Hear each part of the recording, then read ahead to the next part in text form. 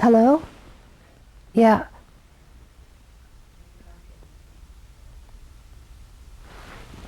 What's the matter?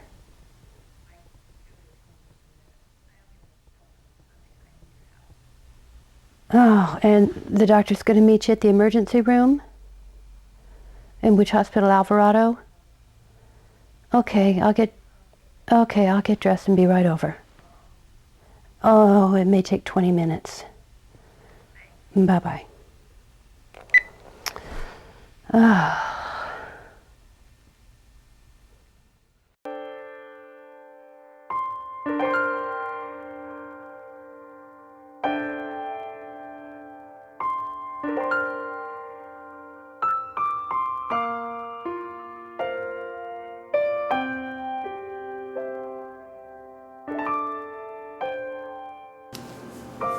When I first met Ann, she was working as a receptionist at the real estate office in La Jolla where I worked.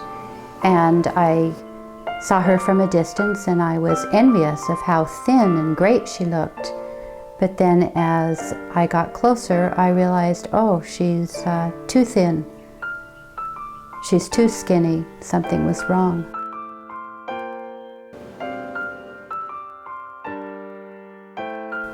I had promised Ann that I would tell her story.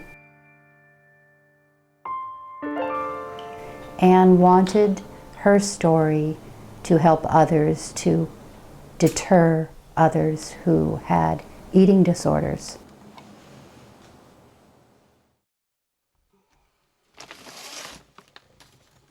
Somehow I started accumulating Ann's stuff.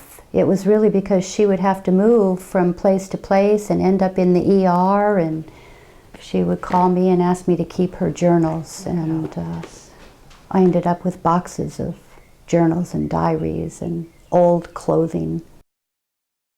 I decided to have some of Ann's medical records copied. This was about $400 worth of Xeroxing, and it covers only a brief period of her medical history. Doesn't even touch all of her records. Deal with it as best as we can, and she tries to get over it as best as she can with this little hands. Yeah. And she's been down at probably as low as 62 58. pounds, maybe the high 50s. 58 was my lowest. Okay, yeah, I'm sure it was, and there's been a lot of times when we really, I have told people that I didn't think she was going to make it through the month, and she keeps surprising me and everybody else. Ann had been very athletic, played a lot of tennis during her high school years, and when her sister said she was a little chubby and suggested that she go to her doctor and get some diet pills, Ann had said okay. And she got some amphetamines that helped her lose some weight. I think she said she had lost 20 pounds, and everyone started commenting, Ann, you look so fabulous, how great, look how thin you're getting. And she said it started there. I don't know, it's just a real distortion. It's a mental distortion, it's a block that was put in my brain years and years ago.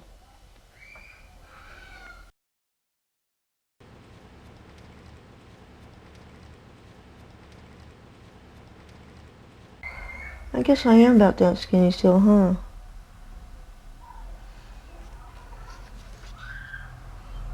Keep thinking I've gained weight, but I still feel fat. I feel fat now.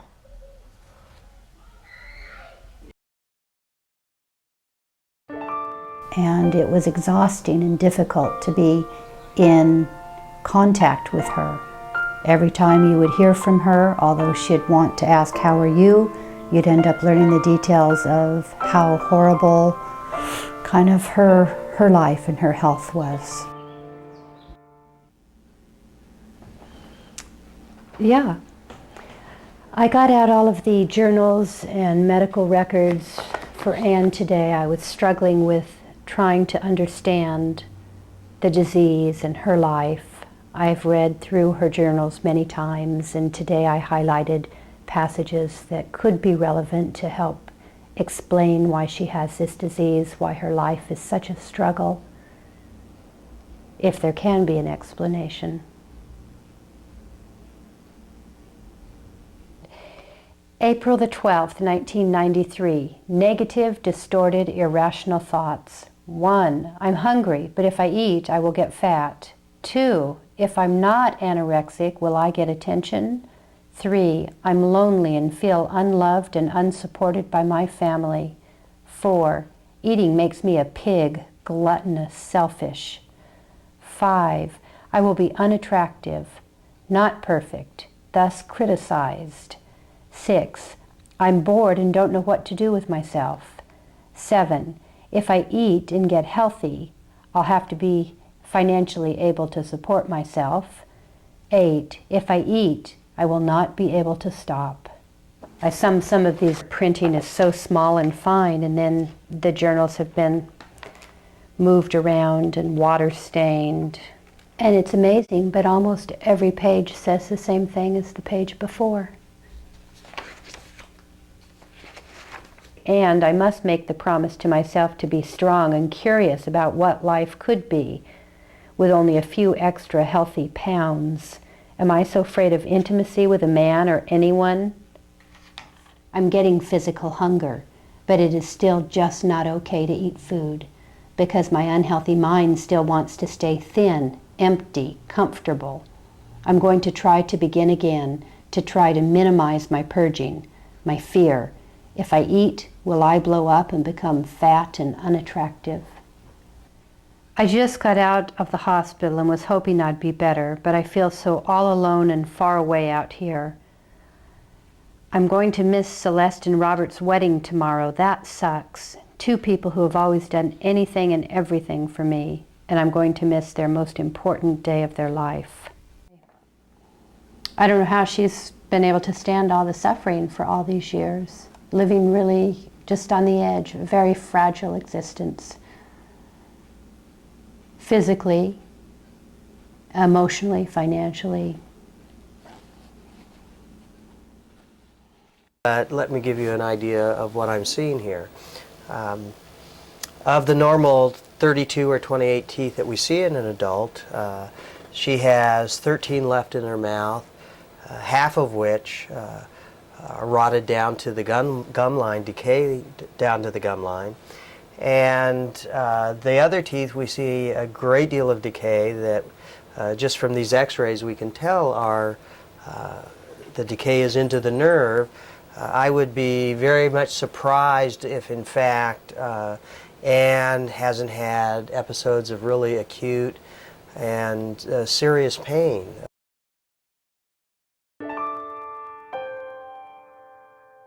Ann's body, of course, declined from the anorexia and the bulimia. She lost all of her teeth. Her bones were totally depleted and fragile. Her organs were failing. She had severe pancreatitis. She had numerous feeding tubes put into her stomach or leading into her intestines.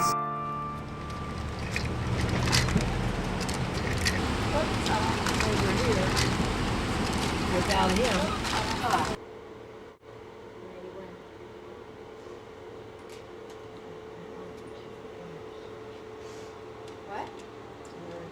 All right, well, I'll start out with what's bothering me this week. Okay. And that is the eating disorder is coming back real strong. Not eating or throwing up. But I guess what I'm saying to you, Ann, is I'm wondering if this is a reaction to the feelings of not having a friend. That you have I think to, it is. you have to give up. I feel what you lonely. want. Okay. How many times a day are you throwing up, do you think? 3. 3? You would be willing to go back to a nursing home so that you wouldn't have to make that decision? You'd be willing to go back and be bedridden and wheelchair ridden?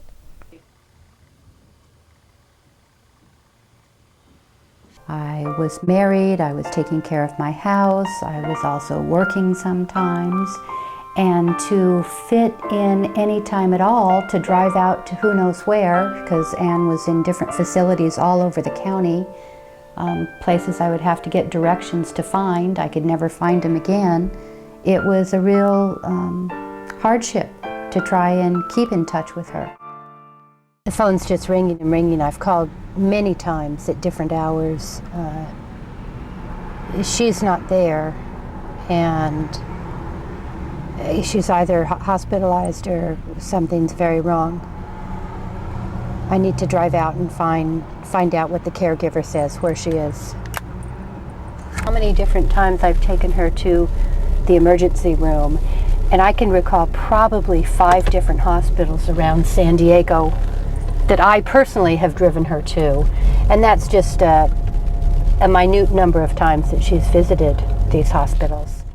Low times, real low times, where I haven't had anybody there, and I've had to crawl up, and I didn't know how I was going to get out of it, and I didn't think there was much hope, but there is hope. I'm only 44, and I got half my life left, you know? 20 a.m., line 1. Hi, Celeste. This is Ann. Just calling to say that I'm going to be around the house today, not doing a whole lot. I'm moving some stuff in and out of my new room, but I was hoping maybe you could come out and visit if you could. So give me a call. I'll be here all day. Otherwise, I got surgery tomorrow. Talk to you later. Bye-bye. Regina, hi, it's Celeste. I'm friends with Ann. Yes, we met before. And I was just wondering if you could take my phone number in case you ever need to contact me if something happens with Ann. Yeah, I know she's having surgery tomorrow. And Ann always talked about her family. She loved her family. She wanted to be close with them, and over the years, I guess they had burned out, reached the end of their rope.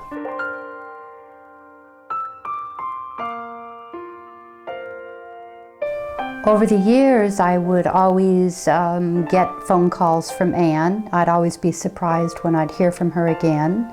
I would be glad to hear from her, and at the same time, it would always be a burden and difficult. Sometimes she would ask if I could run out and buy her a carton of cigarettes. Other times, she just wanted to tell me what procedures she had been through and where she was living, and that she would always want to see me, and could I please come out and visit. I always felt it would be cruel to not respond to her. I didn't want to reject her. I can't really explain why I continued to be in Ann's life over the years, other than she needed me, and I don't know.